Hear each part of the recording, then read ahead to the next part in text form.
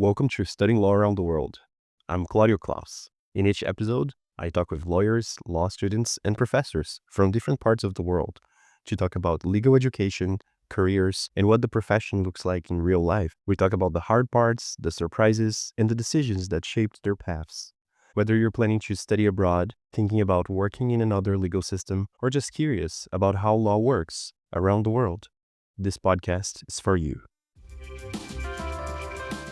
Today, I'm interviewing Ari Mike, who is a lawyer who has a very interesting practice. He started his career in Canada and now works internationally as a Nomad lawyer. Thank you so much for making the time to be here today, Ari. Thank you, Claudio. Appreciate you having me on here. Absolutely. And to start off our podcast, I'd love for you to introduce yourself and walk us through a little bit of your path, from law school to building your own remote practice. Yeah, so quick introduction. I'm Ari, a digital nomad lawyer. I practice in corporate and commercial law. Like you said, now a Canadian lawyer. I grew up in Montreal, Canada, known for its harsh winters. So I went to law school 2 hours away from Montreal in a city called Sherbrooke. Actually, I come from a family of engineers. It's a funny story. I'm the first lawyer in the family. Like the rest of my family, I thought I was going to be an engineer. But when I went to engineering school at McGill for 1 year, I really, really hated it. And I said, I can't do this all my life. So I had to switch to law school, a program I had never heard and didn't know anything about. So I gave it a shot. Ended up being one of the better decisions of my life. So like I said, I went to law school in Sherbrooke, which is a city 2 hours away from Montreal, and had no prior legal experience, no lawyers in the family, no even lawyer friends. So I went to law school for 3 years, and I started noticing something very early on in my law school, which was the influence that big law firms had, not only on lawyers, but on the students. I'll tell you a little story. During 1L or 2L, so basically the first years of law school, big law firms would come and basically, I don't know how to say this better, but try to brainwash us into going into big law. By they offered like these. They came in and had these big coach buses, and that they took us from Sherbrooke to Montreal, in these big buses to have us visit their offices in the glass towers and in the nice buildings. And I noticed that they were really trying to get us into big law. And at the time, it was very, very impressive, right? You're a young law student, you're going into these very nice office buildings, high rises in downtown Montreal. You're kind of blown away by what you're seeing, all the luxury, all the premium styles, the type of offices. And I noticed that, and this is probably the only path for a lawyer. I mean, what else can you do? Like, this is what they're showing us. No, that's very interesting on that beginning. And if I remember it right, I actually watched a few of the podcasts that you've been on and you telling a little about your story. And I'd love to reproduce this in the podcast for our listeners to get a chance to know you a little better. Yeah, I understand COVID played a little bit of a role in your story. And then you yeah. also, worked at a very traditional law firm at first, then went on to a very technological one. So I'd love to hear those kind of checkpoints in your career as well, if you're comfortable Yeah. sharing. Yes, of course. So when I was a law student, I got, like I said, rejected by all these big law firms. Someone in my network gave me the opportunity to join this boutique law firm in Montreal, doing corporate and commercial law. So I got in just because of my network. So that's why I'm very huge on building a network from a very young age. So I got in, and that's basically where I learned the base, everything I know about commercial and corporate law. It was a very good learning experience, but it was a very old school law firm, such that all of the partners were basically 60 to 70 years old. Amazing lawyers, some of the best litigators and commercial attorneys in the city. And that's where I learned everything. They took me under their wing, kind of, and I learned everything over there. But a funny thing happened, that basically everyone got laid off during COVID. All of our staff, basically every single lawyer for the partners, obviously, got laid off because there were no more files coming in. It was very risky to go in office those days. Every single lawyer except one got laid off. Claudio, let me ask you: Do you know? Can you guess which lawyer did not get laid off? Well, I'm thinking it was probably the youngest one that got the cheapest payroll. Absolutely. I was gonna ask you, do you know why? And yes, not because I was the smartest lawyer, not because I was the best lawyer, only because I was the least expensive one for them. Cheapest one on payroll. I like how you put it. That's exactly it. I didn't get laid off because I was like very, it's basically like you said, cheap cost for them. And that's what I learned. Like I'm not indispensable, and then we started practicing a little bit remotely from because we couldn't go into the office.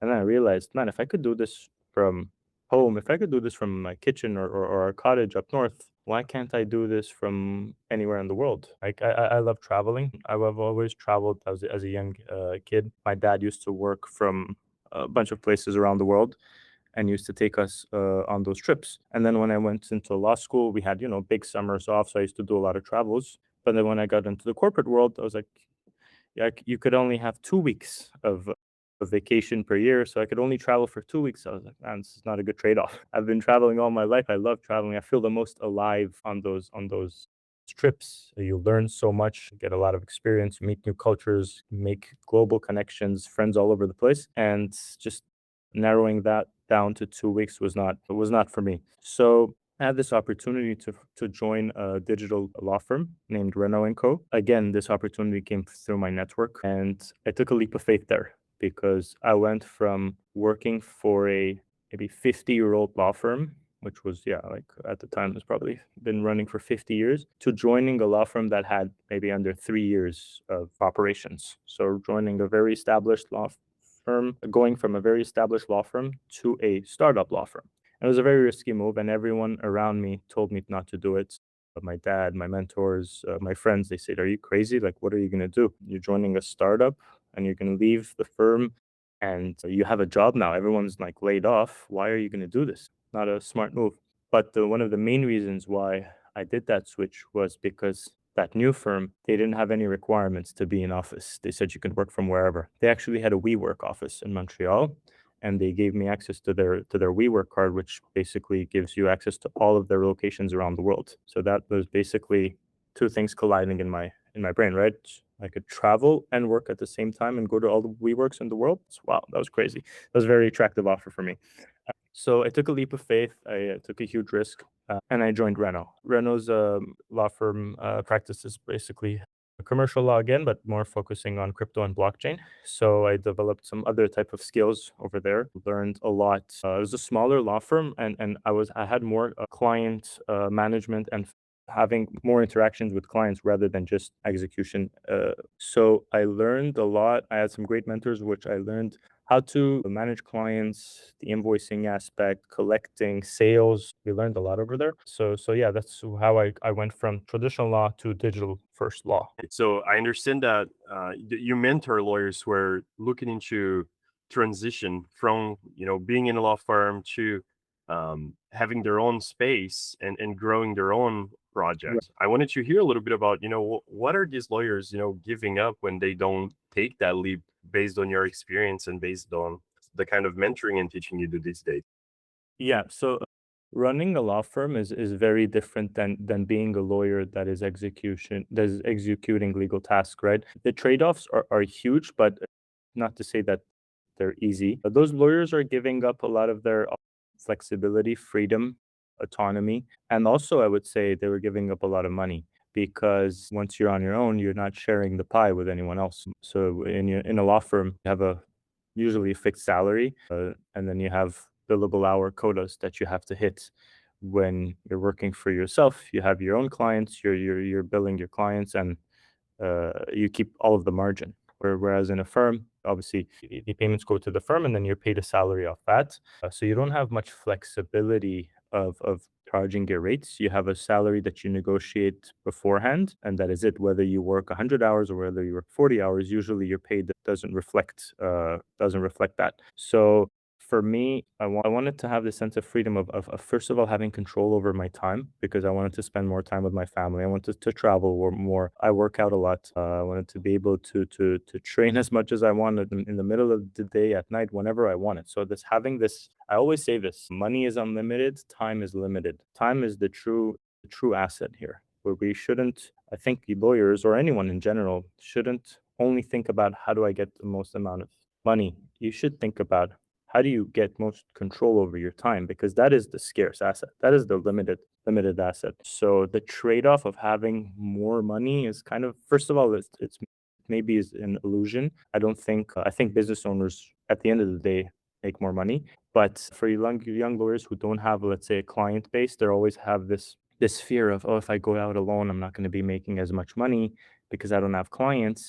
That's just often a fear, and it's an irrational fear, because once you do have that client base, you're actually going to make a lot more money, and you'll have control over your time. Amazing. I really appreciate you mentioning this aspect of, the client base. I think that um, how we usually say it in law, building a book of business and BD activities, business development, is one of the things that make people fear a lot going on their own.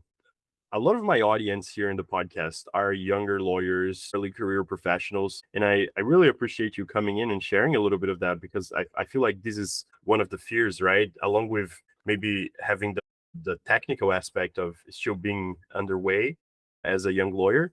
So I wanted to ask you, for a junior lawyer listening to us right now, what are a few practical steps that they can take to start building that book of business, be it to be a better associate if you want to stay at your firm, or be it, to go on or on your own? Yes, that's a great question. I get this question a lot, and obviously that's one of the main themes of my coaching is how to build a book of business as a young lawyer. How you do that? So I'll share my story, and then what I basically teach other lawyers is you should really have to work on your network, and most lawyers don't have time to build that network because they're always working. That's the trade-off, right? That's why I'm so huge on having control over your time, because then you can do the activities that help you build that network.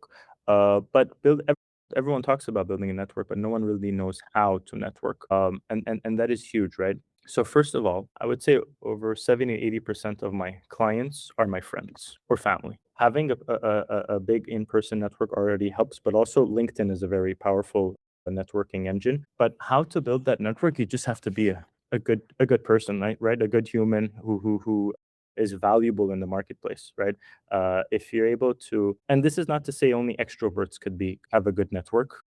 I think introverts as well can have the same impact, because I get this question a lot, like, "Oh, I'm not very social. I don't know what to say." That all can change, and that doesn't make a huge difference. So, like I said, practically most of my clients are my friends and come from my friends, or they're friends of friends. So just being a decent person and sharing what you know is a huge start. And then being very mindful about networking. Anywhere you go, anywhere you are, you can meet someone that could either be a client or refer you a client. And a lot of lawyers, when they think of networking, they think of networking events. They think of like these conferences that they have to go to, which obviously helps. But they think of they have to go to these networking events and like talk to people. And sometimes it's uncomfortable, right? You got to go outside your comfort zone. I don't think that's the best way of networking. That is a good way, but the best way of networking is just in your day to day life, wherever you are. You should always be thinking about networking. And when you're at these networking events,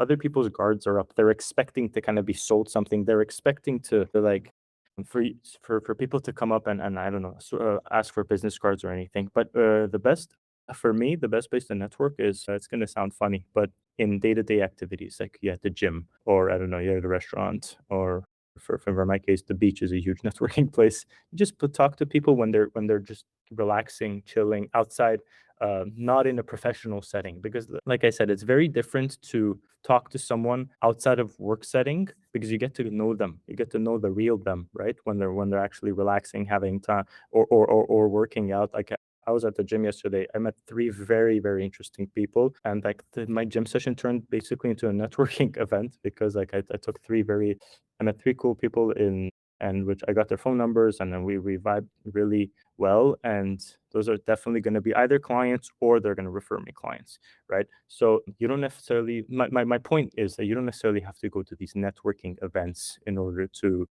grow your network. You just have to just be mindful about it. And anywhere you are every single day, it's an opportunity for you to grow that client base, and to have these referral partners by just being a nice person and asking about them and being interesting and being interested genuinely in other people. Fantastic. Well, thank you so much for sharing those. I believe in the beginning of our podcast, you were talking about, the little misconceptions or just general stereotypes that people might have of someone who is a remote worker in general. And Mhm. I wanted to hear you.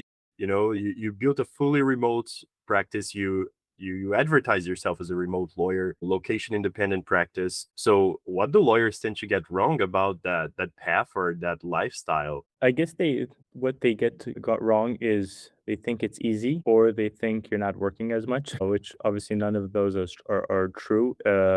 It's not easy to be a remote lawyer or nomad lawyer because you have to be very disciplined and to be able to focus on your task. If you can't sit anywhere in a coffee shop, wherever it is, in a lobby, and wherever, and can't focus on your task, then you're not meant to be a remote lawyer because the distractions are everywhere. I hear a lot of lawyers say, if I don't go to the office, if I work from home, I can't focus. Um, they have this misconception of being easy. It's not easy. How you really have to be focused. You have priorities and you got to get them done. Like you have clients waiting for results. They have given you their mandates. If you're unable to do that, prioritize that versus wandering around in a new city, then you won't be able to be a remote lawyer, right? Because it's very once you start traveling and working at the same time, could be distracting because you're in a new city, you want to explore, right? That happens to me often, but sometimes you just got to sit down and do what you got to do. And then that's, I guess, one of the harder parts of not being tied to an office and having supervision over you, right? You don't have anyone telling you that you need to do this. It's only your client, but they're not there, right? So you don't have a partner or a boss that's saying, "Hey, I need this by 4 p.m." It's just you have to have that self control, and then it's a muscle that you can exercise. Fantastic. Well, I appreciate you sharing those points. And now that you coach other lawyers through this transition, what separates maybe the ones that can take off and take action right away from the ones who maybe take a little longer, have a slow start? I'm not sure if it's just about personality, but maybe does it have to do with, the readiness to action? And if so, what are some of the things you see that sets them apart and that I appreciate that you just mentioned, being able to focus in different locations is a big one and for sure a skill that can be acquired and developed. But what are some of the overall thoughts you might have on that? That's a great question, Claudio, and allow me to kind of dissect your question a little bit. The first part is the lawyers who hire coaches are already going to be a lot more successful because that means they're ready to learn and they're coachable. The biggest issue that lawyers have is that they're so competent, they're so knowledgeable that they think they know everything in every aspect of kind of life. So they're not very coachable. They have this ego.